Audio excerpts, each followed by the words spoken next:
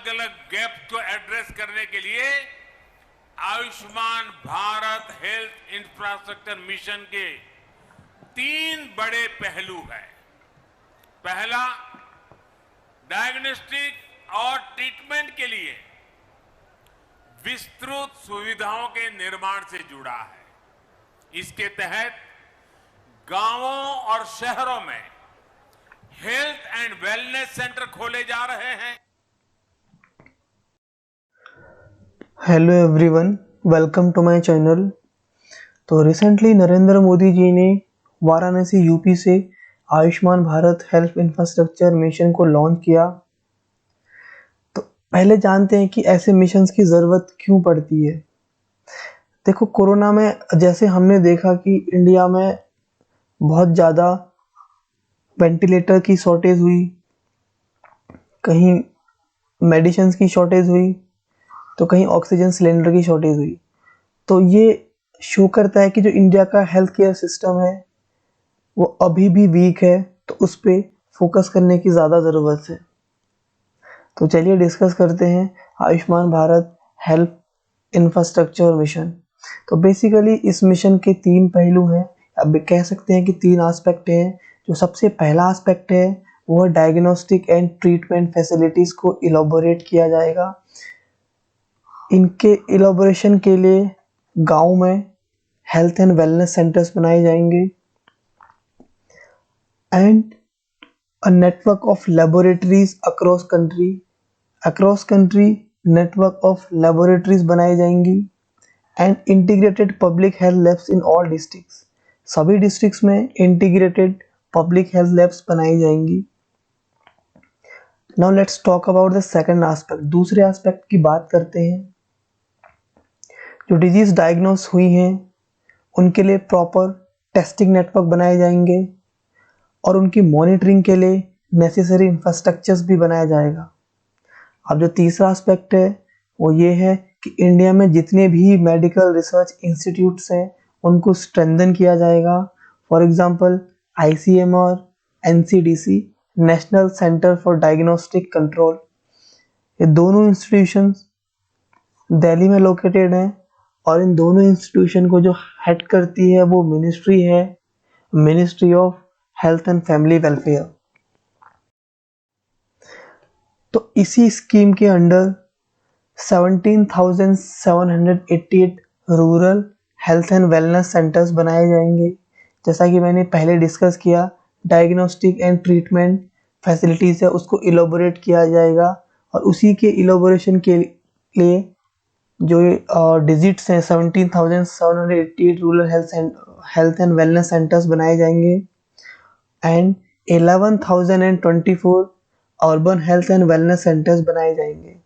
Apart from that, a national institution for health, 4 new national institute for virology, a regional research platform for WHO Southeast Asia region, 9 biosafety level 3 laboratories and 5 new regional national center for disease control, ये भी इस scheme के under बनाए जाएंगे। तो now अब discuss करते हैं कि स्कीम इतनी क्यों सिग्निफिकेंट है। देखो, जो सबसे पहला रीज़न है वो ये है कि India has been long need in a universal health care system. जैसा कि मैंने पहले डिस्कस किया कि इंडिया को अभी यूनिवर्सली हेल्थ केयर सिस्टम में बहुत आगे जाने की ज़रूरत है and state of democracy in south Asia की रिपोर्ट में ये पाया गया कि जो मार्जिनलाइज सेक्शन है उनको अभी भी हॉस्पिटल्स को एक्सेस करने में बहुत ज़्यादा डिफ़िकल्टी होती है एंड नियरली जो 70% लोकेशंस में हॉस्पिटल्स हैं उसमें जो अवेलेबिलिटी है रूरल एरियाज़ में वो ओनली 65% है, जबकि अर्बन एरियाज़ में वही एबिलिटी 87% है। तो इन डेफिशिएंसीज़ को फिल करने के लिए या फिर इन डेफिशिएंसी को एड्रेस करने के लिए भी ये स्कीम सिग्निफिकेंट हो जाती है। तो ये हमने डिस्कस किया स्कीम के बारे में और वो क्यों सिग्निफिकेंट है। तो आगे चलिए कुछ आंकड़ों के बारे में डिस्कस करते हैं और आगे देखते हैं कि इंडिया का हेल्थ केयर सिस्टम कैसा है अदर कंट्रीज के कंपैरिजन में।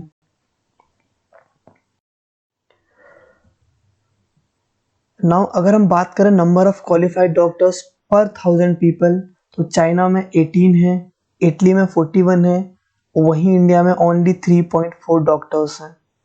अगर वहीं नंबर ऑफ नर्सेस पर 1000 पीपल की बात करें, चाइना में 23 है, इटली में 59 है, इंडिया में 3.2 है।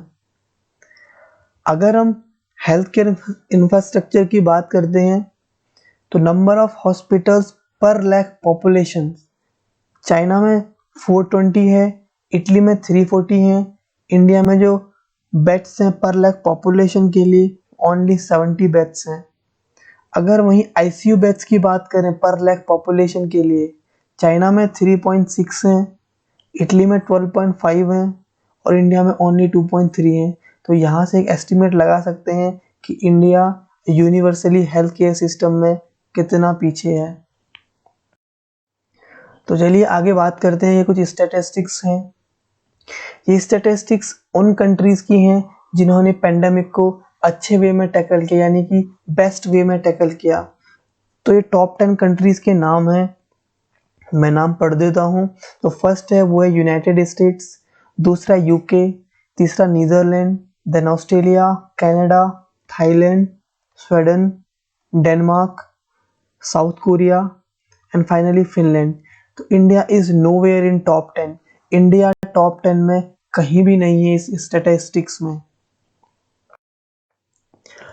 नाउ लेट्स टॉक अबाउट कि इंडिया ब्रिक्स नेशन में हेल्थ केयर सिस्टम में कितना इन्वेस्ट करता है। तो इंडिया सबसे लीस्ट इन्वेस्ट करता है ब्रिक्स नेशन में हेल्थ केयर सिस्टम में। अब इंडिया की ग्लोबल रैंकिंग की अगर बात करें तो India stands 145 among 195 countries. India की जो रैंक है वो 145th है ग्लोबली। एंड अगर साउथ एशिया रीजन की बात करें तो India even Bangladesh, Sri Lanka and Bhutan से, इनके हेल्थ केयर सिस्टम से भी इंडिया का जो हेल्थ केयर सिस्टम है वो इन कंट्रीज के हेल्थ केयर सिस्टम से भी वीक है।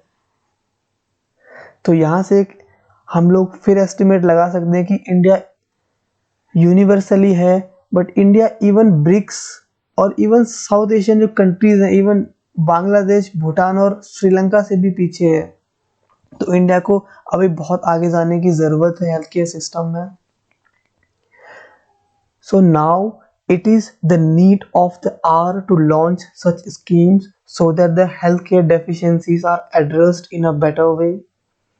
तो ऐसी योजनाओं को शुरू करना समय की मांग है ताकि स्वास्थ्य देखभाल की कमियों को बेहतर तरीके से दूर किया जा सकेगा। इसके बहुत सारे रीजंस हैं। देखो, अगर किसी रूरल एरियाज का हेल्थ केयर सिस्टम अच्छा नहीं होगा तो जो वहाँ की जो पॉपुलेशन होगी वो माइग्रेट करेगी अर्बन एरियाज की तरफ। अगर वो माइग्रेट करेगी तो वहाँ के जो पीपल्स हैं, जो वहाँ पे एग्रीकल्चर और जो अलाइड एक्टिविटीज़ हैं एग्रीकल्चर की, उनमें जो इन्वॉल्व रहते हैं, तो वहाँ से वो एग्रीकल्चर एक्टिविटीज़ को लेफ्ट ओवर करेंगे। तो वहाँ से एक कैलकुलेशंस कर सकते हैं कि जो इंडिया की जीडीपी है वो एग्रीकल्चरल जीडीपी है, तो जीडीपी में भी कहीं ना कहीं देखने को असर मिलेगा। तो इसके डोमिनो इफेक्ट होंगे। तो इंडिया को ऐसे सिस्टम्स को बूस्ट करने की ज़रूरत है। And so it is the need of the hour to launch such missions in more number of ways so that the rural populations do not migrate. Thank you. Thanks for watching.